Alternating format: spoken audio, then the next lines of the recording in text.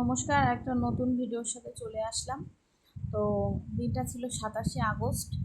একদিকে গণেশ চতুর্থী আর একদিকে আমার বরের জন্মদিন।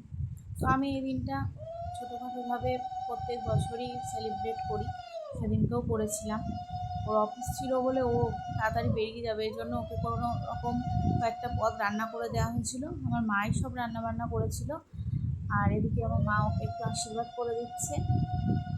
তারপরে ও খাওয়া দাওয়া করে বেরিয়ে গেলে বাকি রান্নাগুলো পরে করা হয়েছিল। রাত্রিবেলায় কয়েকজনকে বলা হয়েছিল, তারা এসেছিল। আর এদিকে তারপর সন্ধ্যাবেলায় ও অফিস থেকে আসার পর ছেলের সাথে এই যে ছেলে কেক কাটার জন্য তো ব্যস্ত হয়ে গেছিলো। তারপর কেক কেটে কয়েকটা ছবি তুলে নিলাম আমরা। আর সন্ধ্যাবেলায় করেছিলাম চিকেন পকোড়া, কোল্ড ড্রিঙ্কস ছিল। আর রাত্রে মেনুতে ছিল রাইস, চিকেন কষা, চাটনি, পায়েস, আইসক্রিম, এগুলো ছিল। তো এগুলো ছবি আর শেয়ার করতে পারিনি, কারণ এত ব্যস্ততার মধ্যে আর হয়ে ওঠেনি।